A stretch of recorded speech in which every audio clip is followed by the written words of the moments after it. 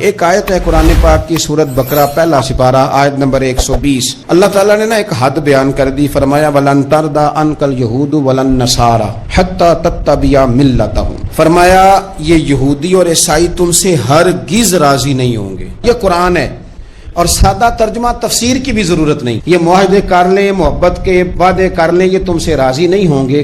کب راضی ہوں گے؟ حتی تتبع ملتہم، یہاں تک کہ تم ان کے دین کی پیروی کرنے لگ جاؤ. میرا جب پہلی دفعہ پاسپورٹ بنا تو میں نے سارا پڑھا. کتابیں پڑھنے کا شوق تھا شروع سے.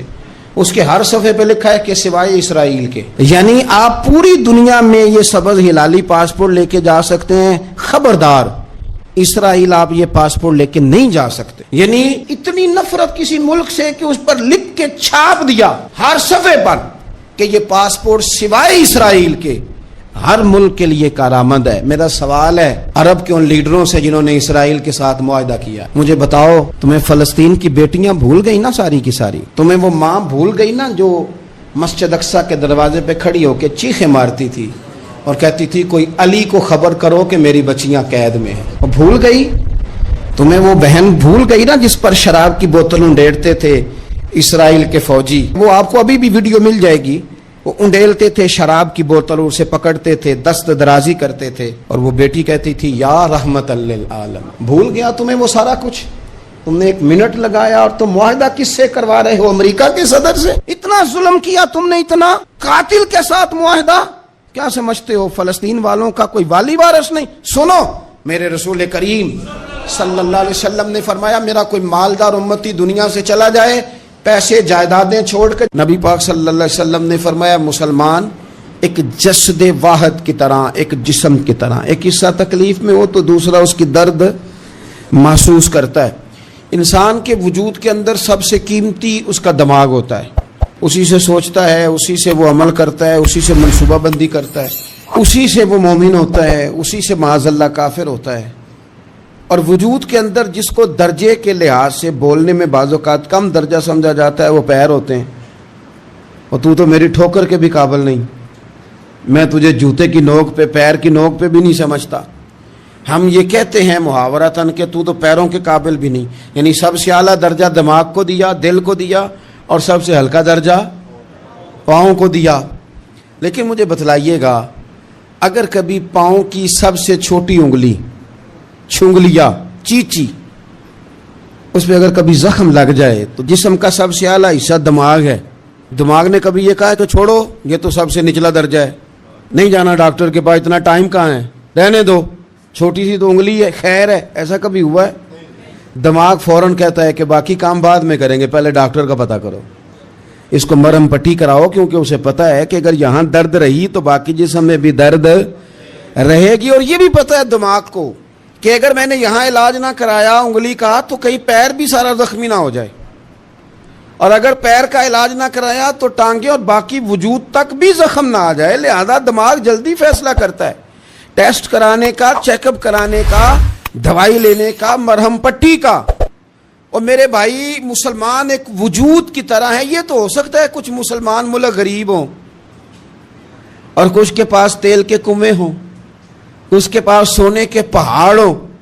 یہ تو ہو سکتا ہے کہ بعض اوقات یہ وہ سمجھ لیں کہ ہم اعلیٰ درجے کے ہیں، لیکن یہ یاد رکھیں اگر ایک جسم کی طرح ہیں، سوچتے ہیں اور ہیں، کیونکہ نبی پاک نے فرمایا ہے، اگر اس طرح سوچتے ہیں تو پھر میرا خیال ہے کہ جس طرح تیل کے کنویں والے کو اپنی درد ہوتی ہے نا، سونے کے پہاڑوں والے ملک کو جس طرح اپنی درد ہوتی ہے نا، اس طرح اسے کسی کو بیکارت کی نظر سے دیکھنا نہیں چاہیے، چونکہ جسد واحد ہے.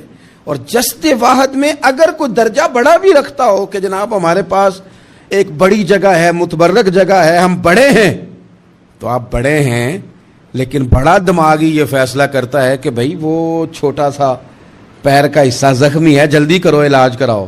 لیکن بڑے دماغ والا کہے کہ میرا گھر تو محفوظ ہے. معراج کی بات کرنے کا تو اب وقت آیا ہے، اس لیے کہ معراج کا سارا واقعہ تو مسجد اقصیٰ کے گرد گھومتا ہے.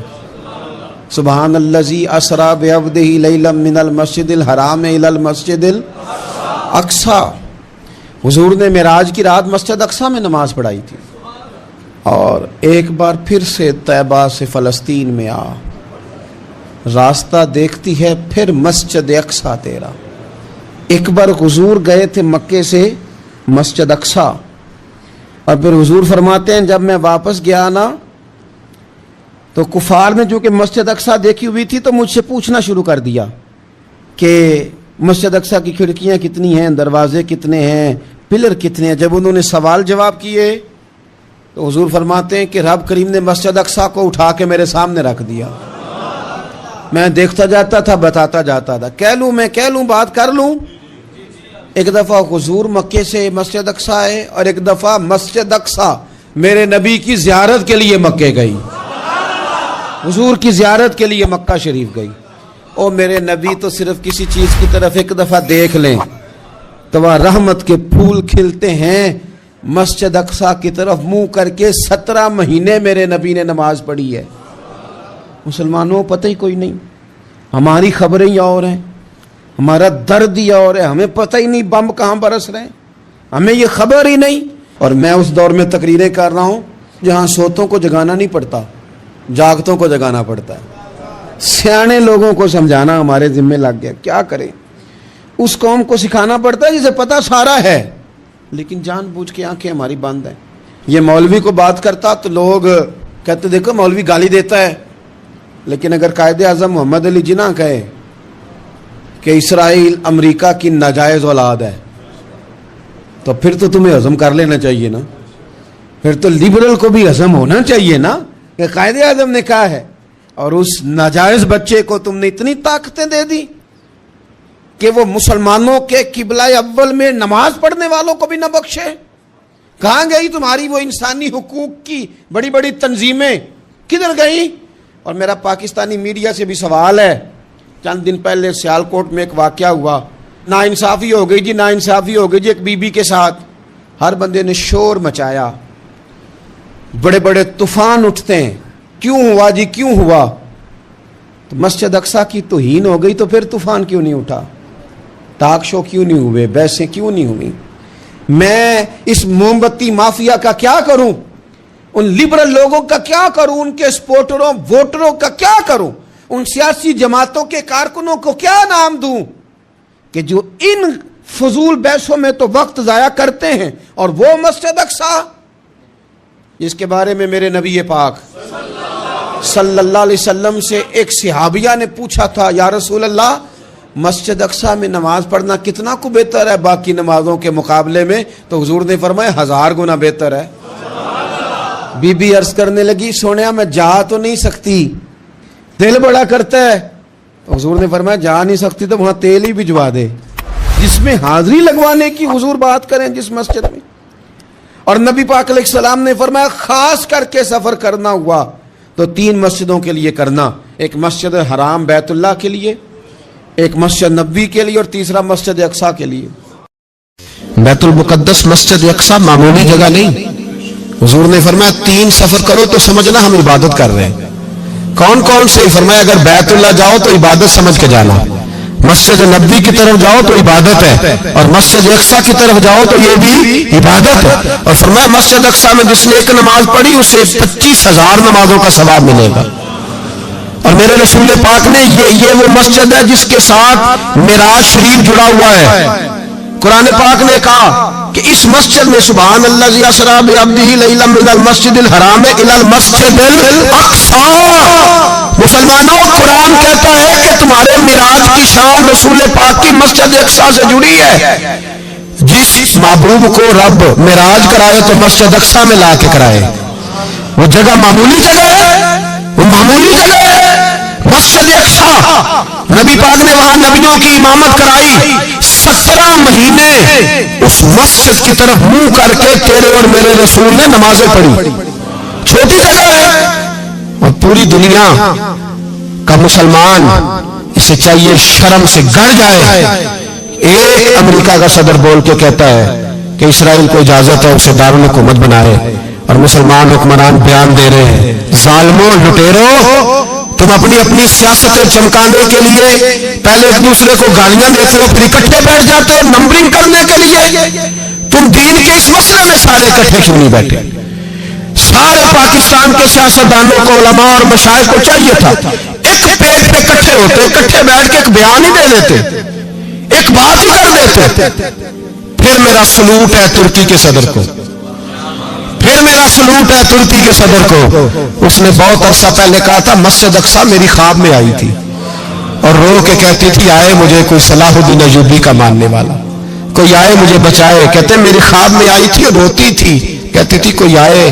اور ایک شاعر نے کہا مسجد اقصیٰ نبی پاک کو بھی بلاتی ہے، کہتی ہے ایک بار پھر طیبہ فلسطین میں آ راستہ دیکھتی ہے، پھر مسجد اقصیٰ تیرا ایک بار پھر سے طیبہ سے فلسطین میں آ راستہ دیکھتی ہے، پھر مسجد اقصیٰ تیرا. کوئی بولا نہیں اتنا مقدس مقام، چھوٹے چھوٹے بیان ہو کہیں اکٹھے ہو جاؤ، میں بتاتا ہوں تمہیں مسئلے کا حل کیا ہے.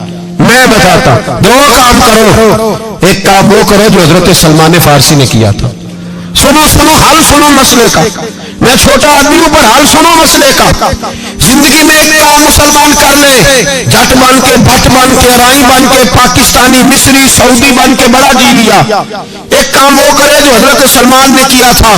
جب ایک کافر نے پوچھا آپ کا نام کیا ہے تو فرمایا میرا نام اسلام ہے. بولیے سارے میرا نام.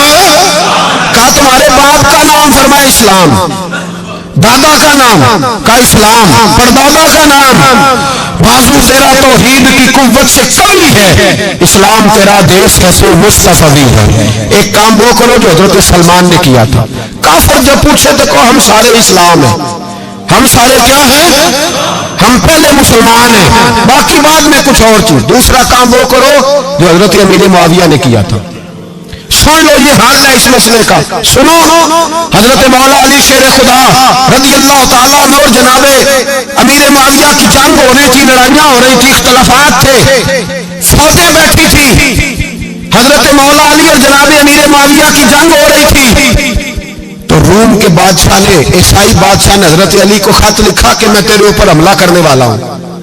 خط لکھا نا حضرت علی کو، تو جواب حضرت امیر معاویہ نے لیا.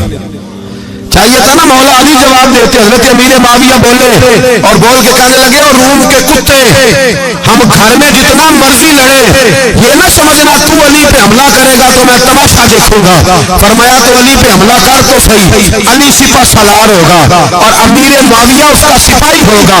گھر میں جتنا مرضی لڑے پر رسول اللہ کے نام پہ ہم اکٹھے ہو جایا کرتے. یہ رسول اللہ کا دین ہے، اس پہ ہم اکٹھے ہیں، یکجان ہیں. فرمایا علی سپہ سالار ہوگا اور امیر معاویہ سپاہی ہوگا، اکٹھے نکلیں گے اور کفر کو بتائیں گے کہ اگر تم مسلمانوں کی طرف دیکھو گے پھر ہم یکجان ہیں. پھر ہم بولیے پھر ہم گنبد خضرا کے سائے تلے ایک ہیں، ایک ہیں، ایک تھے اور ایک رہیں گے. اس لیے یہ دو کام اگر مسلمان کرے، دو کام ٹھیک ہے، اختلاف ہو گئے، بڑا کچھ ہو گیا، لیکن ان سے کہیں کہ جب تم آؤ گے تو پھر ہمیں علیحدہ علیحدہ نہیں پاؤ گے، پھر ہمیں تم اکٹھے پاؤ گے، اکٹھے میدان میں نکلیں گے. اور کوئی اتنی لمبی چوڑی بات نہیں. میں کیا کروں، میرا تو آئیڈیل بنتا جا رہا ہے طیب اردگان. عجیب بات ہے نا کہ اس کے پاس ایٹمی طاقت آپ سے کمزور ہے، آپ کی تگڑی ہے. اس کے پاس جو فوجی طاقتیں ہیں وہ اپنی جگہ پر، آپ کی فوجی طاقتوں کا لوہا مانتی ہے دنیا. لیکن پھر مجھے کہنے دو نا، میدان میں بندہ ایٹمی طاقت سے نہیں لڑتا، ایمان کی قوت سے لڑتا ہے. اور بول اٹھا ہے نا، کیا کر لیا اس نے اپنی پارلیمنٹ سے خطاب کیا ہے، مطالبہ ہے، علماء سے گزارش ہے، مشائخ سے گزارش ہے، ہر مکتبہ فکر کے آدمی سے گزارش ہے، علماء اور سیاستدانوں سے اپیل ہے کہ پارلیمنٹ کا مشترکہ اجلاس بلائیں، مشترکہ، اس میں ہر سیاسی جماعت کا لیڈر بیٹھے اور اکٹھے بیٹھ کے ان کو یہ میسج دیں کہ بازو تیرا توحید کی قوت سے قوی ہے، اسلام تیرا دیش ہے تو مصطفی. اور ان کو بتائیں کہ ہزاروں قومیں وجود میں آئیں، دہر میں خشک تر کے رشتے سے ہم نے بنیاد دوستی رکھی، یاد خیر البشر کے رشتے سے. مسلمان ہی نہیں ہوتا.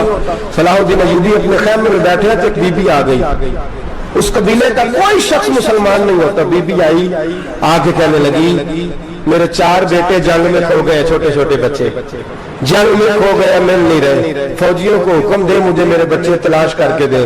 صلاح الدین ایوبی نے جھٹ پٹ سر پہ امامہ باندھا، نیزہ پکڑا، سینے بند باندھا، اپنے جبے کو سمیٹا اور باہر. کہنے لگی تو کدھر جا رہا ہے؟ کہنے لگا میں خود تیرے بچے تلاش کر کے دوں گا. صلاح الدین چند سپاہی ساتھ گلی گلی نکلے، گلی گلی فجر کے نکلے اثر ہو گئی، تھک گئے، 2 نمازیں صحرا میں پڑھی، جنگل کے اندر پہنچے تو ایک کونے میں 4 بچے ایک جگہ ڈرے اور سہمے ہوئے بیٹھے ملے، صلاح الدین ایوبی اٹھا کے لائے، ماں کو کہنے لگے تیرے بچے ہیں، نکلا اس لیے تھا کہ میرے نبی نے فرمایا بچے جدا ہو تو ماں کو درد بڑا ہوتا ہے، اور میرے رسول نے فرمایا تھا جب جنگ کرنے جاؤ تو کھیت برباد نہ کرنا، فصلیں تباہ نہ کرنا، بچوں کو ماں سے جدا نہ کرنا۔ فرمایا میں سوچ رہا تھا تیرے بچے کہیں میری وجہ سے جدا ہو گئے تو مصطفیٰ کو جواب کیا دینا؟ فرمایا تیرے بچے ڈھونڈ کے لایا ہوں۔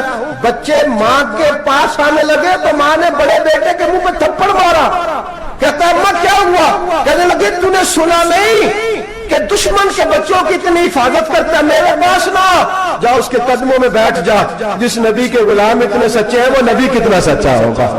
بنو قریظہ اور بنو نذیر 2 محلے تھے یہودیوں کے، یہودیوں نے بڑی عہد شکنی کی تو نبی پاک صلی اللہ علیہ وسلم نے ان کو بے دخل کر دیا، مدینے سے نکال دیا، مدینہ منورہ سے۔ یہودی نکل گئے مدینہ طیبہ سے، تو جب وہ نکل کے جا رہے تھے تو ان کے مکان، ان کے باغ، ان کی جائیدادیں بچ گئی۔ نبی پاک علیہ السلام نے انصار مدینہ کو پہلے بلایا، جاگ رہے ہیں نا آپ لوگ، پیسے آتے کسی کو برے لگتے ہیں، اب تو یہ بھی حلال حرام کی تمیز بھی اٹھتی جا رہی ہے، جائیداد، باغ، مال، علاقہ خالی ہوا ہے، وہ چلے گئے، لوگ تو ڈھونڈتے پھرتے ہیں۔ اللہ خیر فرمائے، شاملہ ہر جگہ ملتی نہیں ان شہروں میں، وہ کس کس نے نام کرا لیا، کدھر گئی ہے کوئی خبر ہی نہیں، خالی جگہ پڑی ہے۔ میرے نبی پاک علیہ السلام نے پہلے انصار مدینہ کو بلایا، حضور نے فرمایا انصاریوں بہت بڑی جائیدادیں یہودیوں کی، بنو نذیر اور بنو قریظہ محلے خالی ہو گئے، میرا دل کرتا ہے وہ تمہیں دے دوں، اس لیے کہ تم نے اپنے مہاجر بھائیوں کے ساتھ بڑا تعاون کیا، جائیدادیں تم نے دے دی ہیں، مکانات دے دیے ہیں، بڑا کچھ تم نے دیا، میرا دل کرتا ہے وہ تمہارے نام کر دوں۔ تو انصار مدینہ سے کہنے لگے یا رسول اللہ دے تو ہم نے دیا ہے پر وہ بیچارے جھچکتے ہی رہتے ہیں، وہ جھچکتے ہی رہتے ہیں، کھل کے ہماری چیزیں استعمال نہیں کرتے، تو حضور ہم تو پہلے ہی انصار ہیں، ہمارے پاس بڑا کچھ ہے، آپ مہربانی فرمائے وہ سارا کچھ مہاجروں کو دے دے مہاجرین کو ہمیں نہیں چاہیے۔ اب چلے گئے بات کر کے، میرے حبیب پاک نے مہاجروں کو بلا لیا، فرمایا بنو نذیر اور بنو قریظہ قبیلے کی جائیدادیں آئی ہیں، تمہارے پاس بظاہر جو چیزیں ہیں بھی وہ بھی انصار مدینہ کی ہیں، تو میرا یہ خیال ہے کہ وہ سارا کچھ تمہیں دے دیا جائے۔ ابو بکر صدیق رضی اللہ تعالیٰ عنہ کہنے لگے یا رسول اللہ صلی اللہ علیہ وسلم ہمارے انصار بھائیوں نے ہمارے لیے دل تک کھول دیے ہیں، حضور انہوں نے ہر چیز بانٹ کے ہمارے سامنے رکھ دی ہے، ہم اتنے خرد غرض ہیں کہ سارا کچھ لپیٹ جائے۔ کہ حضور ہمارے پاس جو مکان ہے وہ ہے، ہم کاروبار کر رہے ہیں، تجارتیں کر رہے ہیں، مزدوریاں کر رہے ہیں، ہم انشاءاللہ اور بنا دیں گے، آپ یہ ہماری طرف سے ہمارے انصار بھائیوں کو گفٹ کر دیں، آپ انہیں دے دیں۔ میرے حبیب کی آنکھوں میں آنسو آ گئے، میرے نبی پاک علیہ السلام رو پڑے، یا رسول اللہ کیوں روتے ہیں؟ فرمایا تمہارا یہ بھائی چارہ قائم رہا تو اللہ اسلام کو بڑی قوتیں عطا فرمائے گا، اللہ طاقتیں دے گا اسلام کو، اگر تمہارا یہ رنگ قائم رہا، یہ انداز، میرے غلاموں تمہارے یہ طور طریقے، ایک بھائی کہتا ہے دوسرے کو، دوسرا کہتا ہے تیسرے کو۔ مسلمانوں کی نا ایک تعداد لڑتے لڑتے لڑتے لڑتے دور چلے گئی، تاتاریوں نے قید کر لیا، 4 مسلمان تھے، تبلیغ کرنے گئے، جنگ کرنے گئے، جہاد کرتے کرتے کافروں سے لڑتے لڑتے تاتاری قوم میں چلے گئے، وہاں قید کر لیے گئے، تو سزائے موت کا حکم ہوا، 4 بزرگ تھے، سزائے موت کا حکم ہوا، تو تاتاری بادشاہ جو تھا وہ بڑا خلاف تھا، بڑا سخت مخالف تھا مسلمانوں کے، اس نے کہا کہ ان کو جب پھانسی دینا تو مسلمانوں کو تو میرے سامنے دینا۔ اب 4 عالم ہیں، 4 صوفی ہیں، سفید داڑیاں، سر پہ امامے، پھانسی کا وقت آیا تو جو پھانسی گھاٹ ہے وہ ایک ہے، چاروں کو اکٹھے پھانسی نہیں ہو سکتی، ایک کو کہا کہ ایک ایک کر کے ان کو پھانسی دو۔ جب پھانسی کا وقت آیا نا تو جو سب سے پیچھے صوفی تھے وہ دوڑ کے آگے آئے، کہنے لگے بادشاہ پہلی باری میری لگا، پہلی۔ اب بادشاہ نے کہا ٹھیک ہے اسے لٹکا دو، وہ قریب آئے تو دوسرے دوڑ آئے، کہنے لگے نہیں نہیں پہلی باری میں نے زیادہ کافر قتل کیے، میرا بڑا جرم ہے، مجھے پہلے سزا دو۔ ان کو پھانسی دینے لگے تو تیسرے آ گئے، کہنے لگے نہیں یہ تو میرا قتل کرتا تھا، رستے میں بتایا کرتا تھا، ڈھونڈ کے میں بتلاتا تھا کہ یہاں زیادہ تعداد ہے, مجھے پہلے پھانسی دو. تیسرے کے ساتھ بات ہو رہی تھی تو چوتھا دوڑا آیا, کہنے لگا یہ رستے بتاتا تھا, یہ تبلیغ کرتا تھا, یہ سارا کچھ کرتا تھا, لیکن کہا یہ کہتے تھے چلو واپس چلتے ہیں, میں جانے نہیں دیتا تھا. میں کہتا تھا اور کافر مارنے اور علاقے فتح کرنے, میرا جرم بڑا ہے, مجھے پہلے پھانسی دو. بادشاہ کہنے لگا مجھے 35 سال ہو گئے حکومت کرتے, بڑی دنیا کو پھانسی دی ہے. لوگ تو ایک دوسرے کو دھکے دیتے ہیں کہ پہلے تو جا, پہلے تو جا, اور تم کیسی قوم ہو کہ ایک دوسرے پہ قربان ہو رہے ہو. کہنے لگا تم ایک باپ کی اولاد ہو. جان رہے آپ لوگ, تاتاری بادشاہ, کافر بادشاہ, اسلام کی مخالفت کر دیں, ایک باپ کی اولاد ہو کا نہیں, ایک قبیلے کے رہنے والے ہو کا نہیں, ایک ملک کے رہنے والے ہو نہیں. اس نے کہا رشتہ کیا ہے, تمہارا رشتہ کیا ہے؟ بول کے کہنے لگے خدا ایک ہے, نبی ایک ہے. خدا ایک ہے اور نبی منفرد ایک ہے. اس قوم کی نقصان بھی ایک ہی, سب کا نبی, اللہ بھی, قرآن بھی ایک. کیا ہی اچھا تھا ہوتے اگر مسلمان بھی ایک, یوں تو سید بھی ہو, مرزا بھی ہو, افغان بھی ہو, تم سبھی کچھ ہو, بتاؤ کہ مسلمان بھی ہو. فرمایا ہمارا اللہ ایک ہے, نبی ایک ہے. تو کہا پھر ایک دوسرے پہ جان کیوں دیتے ہو؟ فرمایا ہمارے نبی نے ہمیں بھائی بھائی بنا دیا ہے. بھائی کا دل نہیں کرتا اس کی آنکھوں کے سامنے بھائی چلا جائے, ہمارا دل نہیں کرتا پہلے مجھے دے, پہلے مجھے دے. بادشاہ کہنے لگا تمہارا جذبہ مجھے متاثر کر گیا, جاؤ میں تم چاروں کو آزاد کرتا ہوں, تمہیں آزاد کرتا ہوں. میرے دوستو یہ رنگ تھا, دیکھے نا, یہ اس دھرتی نے نظام دیکھا ہے نا, اس فلک نے پہلی بار دیکھا, اس زمین نے پہلی بار. اور میرے حضرت صاحب فرمایا کرتے تھے زمین تڑپ کے رہی, اس نے پہلی دفعہ دیکھا. احد کا میدان ہے, 3 صحابہ تپتی ہوئی زمین پہ زخموں سے چور چور پڑے ہیں. حضرت انس بن نضر رضی اللہ تعالیٰ عنہ پانی کا پیالہ لے کے پہنچے. ایک زخمی سے کہا تجھے پانی پلانا ہے, تو کہنے لگا میرے زخم تھوڑے ہیں, وہ جو ساتھ پڑا ہے اس کے زخم گہرے ہیں, پہلے اسے پانی پلا دے, جا اسے دے دے. اس کے پاس پہنچے تو وہ کہنے لگا وہ مجھ سے پہلے گرا تھا, اس کا زخم زیادہ گہرا ہے, اسے پانی پلا. تیسرے کے پاس گئے تو کہنے لگا چوتھا تڑپ زیادہ رہا ہے, اس کی عمر زیادہ ہے, میں تو جوان اور برداشت کر لوں, بڑھاپے کی وجہ سے نڈھال ہو گیا, پہلے اسے پانی پلا. چوتھا کہنے لگا پانچویں کے پاس جا, پانچواں کہنے لگا چھٹے کے پاس جا. حضرت انس بن نضر کہتے میں رو پڑا, میں نے کہا محمد کی غلاموں, رسول نے تمہیں کیسا جذبہ دے دیا ہے, زبانیں پیاس سے باہر ہے لیکن تمہاری اخوت مرتے دم تک قائم ہے. کہتے میں 7ویں کے پاس گیا تو کہنے لگا اگر 6 قربانی دے سکتے ہیں تو مجھے خود غرض نہ سمجھ, میں نے نہیں پانی پینا, جا پہلے کے پاس لے جا. کہتے میں پہلے کے پاس آیا تو روح پرواز کر گئی, دوسرے کے پاس آیا تو روح پرواز کر گئی, میں 7ویں تک آیا تو انتقال کر گئے. کہتے ہیں پانی کا پیالہ میں نے اٹھایا اور میں نے زمین پہ رکھا تو میں نے کہا پانی گھما رہنا, محمد کے غلام مر تو جاتے ہیں پر ایک دوسرے کا خیال بڑا رکھا کرتے ہیں, گھما رہنا یہ مر جایا کرتے لیکن ایک دوسرے کا درد. میرے دوستو لٹا ہوا برما, روتے ہوئے مسلمان, سسکیاں اور آہیں لیتی ہوئی مائیں پوچھتی ہیں اے خاصا, اے خاصان رسول, وقت دعا ہے, امت پہ تیری آ کے عجب وقت پڑا ہے. وہ دین جو بڑی شان سے نکلا تھا وطن سے, پردیس میں وہ دین آج غریب الغربا ہے.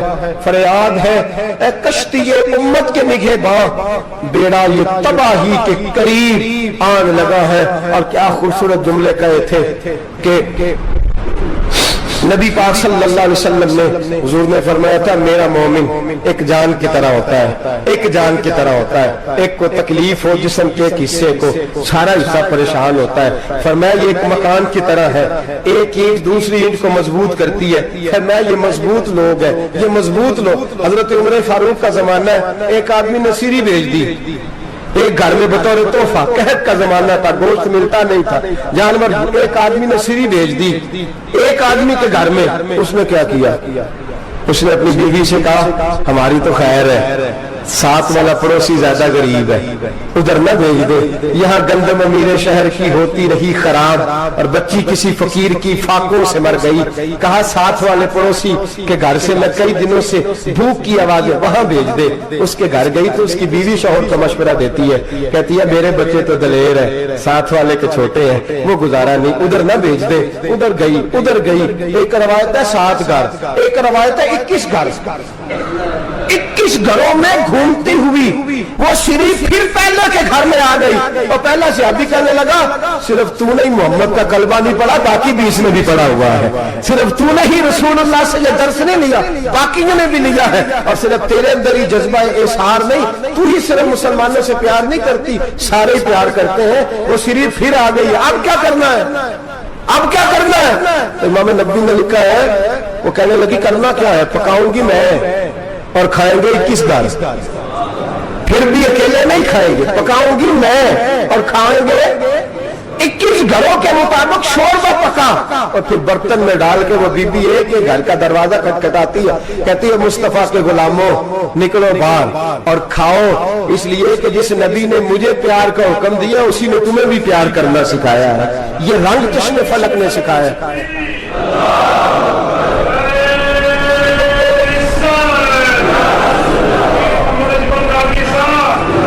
آپ کی بڑی مہربانی. زندہ باد وہی ہے جس کو اللہ رسول زندہ باد فرمائے, بڑی مہربانی, اللہ جزا دے.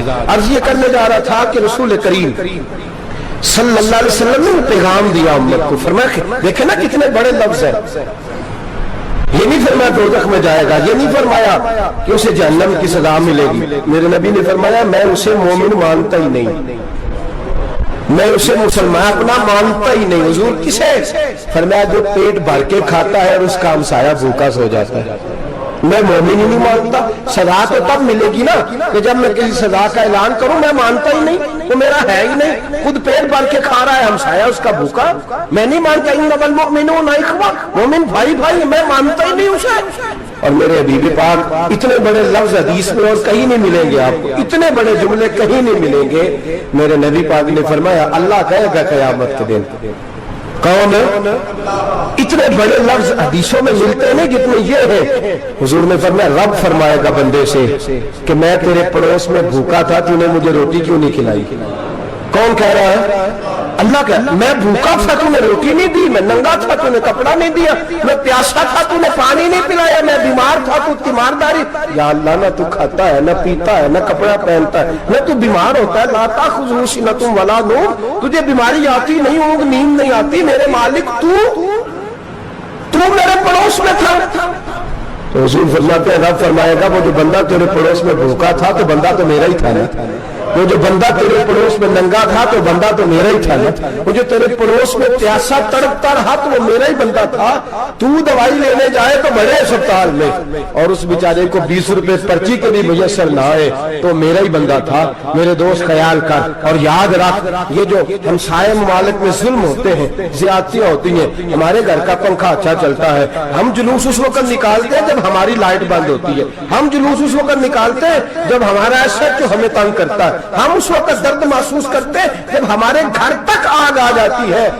یہ جو باہر آگ جل رہی ہے یہ تیرے گھر بھی آ سکتی ہے, یہ جو باہر فساد ہو رہا ہے یہ تیرے دروازے تک آ سکتا ہے. میرے رسول پاک نے ایک جان, مسلمان کو ایک جان قرار دیا. مجھے بتائیے انگلی کو کٹ لگ جائے, مسلمان ایک جان ہے نا, انگلی کو لگ جائے کٹ, دماغ کہتا ہے میں نے نہیں سوچنا اس کے بارے میں نے اس کے درد کو محسوس نہیں کرنا. انگلی کے درد ہے, انگلی جانے, اس کا کام جانا. ایسے ہوتا ہے نا. بولے پیروں سے کہتے ہیں, انگلی کہتی ہے چاہے ڈاکٹر کے پاس, پیر کہتے ہیں نہیں میں نے نہیں جانا, انگلی کا کام ہے انگلی جائے. ایسے ہی ہے نا.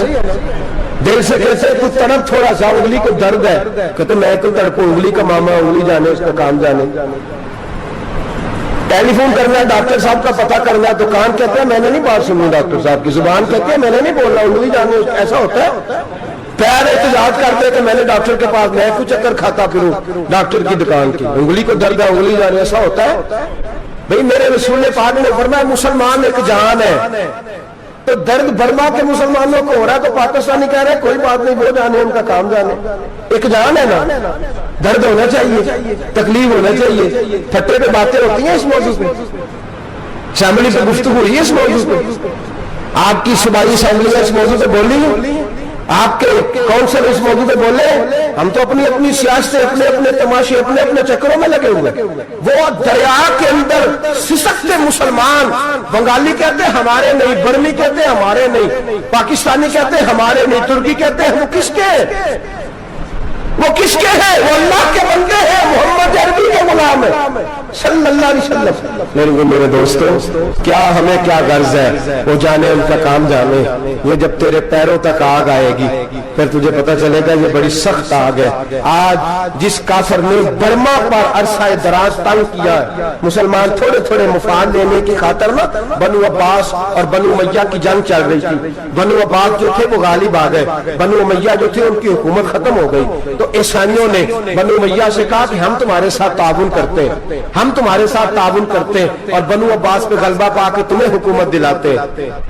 بنو امیہ بڑی جدوجہد کر رہے تھے بادشاہی کے لیے، لیکن انہوں نے کہا کہ ہم لڑ رہے ہیں، کوشش کر رہے ہیں، لیکن ہمیں کسی کافر کی مدد کی ضرورت نہیں. ہم جتنا مرضی لڑیں لیکن کافروں کے ہاتھوں بنو عباس کو مروانے کو ہم تیار نہیں. ہمیں خبردار، تمہارا آپس کا معاملہ ہے، ہم خود نمٹ لیں گے، تمہیں اجازت نہیں دیتے تم اندر کودو اور کود کر کے تم فسادات پیدا کرو اور مسلمانوں کے اندر تقسیم کرو. میرے دوستو، مسلمان کو سوچنا چاہیے، سوچ بڑی رکھنی چاہیے. گھر کی جنگ سے نکل آ، اب بہو ساز کی جھگڑے سے باہر آ جا، اب محلے کی سیاست چھوڑ کے باہر کا سوچ. اب اسلام کو تیری حاجت ہے. اب پوری دنیا جب مسلمان کو دیکھے نا، فیس بک یوز ہوتی ہے، اس پہ نوجوان جب اسلام کی بات کرنے لگے گا، اس پر جب بڑا اسلام کی بات کرنے لگے گا، پوری دنیا میں پیغام جائے گا کہ مسلمان اب جاگنے لگا ہے، مسلم خوابیدہ بیدار ہونے لگا ہے، اب اس کی آنکھیں کھلنے لگی ہے، اب یہ اپنے مذہب کی بات کرتا ہے، اب یہ اپنے ملک سے، صوبے سے، برادری سے نکل کر بولتا ہے. اب یہ کہتا ہے کہ بازو تیرا توحید کی قوت سے قوی ہے، اسلام تیرا دیش ہے، تو مصطفی ہے. اب یہ بڑی سوچ رکھتا ہے، اب یہ عالمی بات کرتا ہے. میرے دوستو، ہمارا تو حال یہ ہے، امام اعظم ابو حنیفہ کا فتویٰ ہے، آپ فرماتے ہیں جو مولوی عالمی حالات سے باخبر نہ ہو وہ جمعے کی تقریر نہ کرے تو مسلمانوں کی رہنمائی نہیں کر سکتا. عالمی حالات سے جو خبردار نہ ہو، تو جس کو چھٹی ہو جائے تو نے ختم نہیں پڑھا، دوڑ جا مسجد سے، تو ختم نہیں پڑتا، ہمارے تجھے پتہ ہی نہیں دکان رہتا ہے، بھاگ جا. وہ عالمی حالات پہ بات کرے گا کیونکہ بیچارے کو تو پتا میری سویرے چھٹی ہو جانی. سیاست کا لفظ چھیڑا نہیں تو میں گیا نہیں. یاد رکھے، وہ جو بیداری ہے، وہ جو اعلیٰ ظرفی ہے، وہ جو بڑی سوچ ہے، وہ جو ملت کی سوچ، وہ جو قومیت کی سوچ ہے، وہ جو آگے بڑھنے کا زاویہ ہے، وہ تو اندر اقبال کہتے ہیں گلا تو گھونٹ دیا اہل مدرسہ نے تیرا، گلا تو گھونٹ دیا اہل مدرسہ نے تیرا. تجھے تو مدرسے والوں نے پلیٹ پکڑا دیا کہ جا سویرے لنگر کٹھا کر کے لا اور دوپہر کو روٹیاں مانگ کے لا اور دیکھ آج مرا کون ہے، ختم کس کا پڑھنا ہے. تو گلا تو گھونٹ دیا اہل مدرسہ نے تیرا، اب کہاں سے آئے گی صدا لا الہ الا اللہ. تو گھونٹ دیا تیرا گلا، تو کیسے بڑی بات کرے گا؟ بڑی بات کے لیے بڑی سوچ چاہیے، بڑی تگودو چاہیے، بڑی کوشش چاہیے، بڑا حوصلہ چاہیے. مسلمان چھوٹی چھوٹی لڑائی میں، چھوٹی چھوٹی جنگ میں، ایک دکاندار دوسرے دکاندار سے لڑ رہا ہے، گلی والا دوسری گلی والی سے لڑ رہا ہے، محلے والا محلوں پہ اعتراض. ایک شہر میں رہنے والے میں نے دوسرے محلے پہ اعتراض کرتے دیکھے. یقین کریں، ایک شہر میں رہنے والے، علاقے میں بسنے والے کہتے ہو بھائی توبہ ہے اس محلے تو کہ اللہ ہی بچائے. لا حول ولا قوت.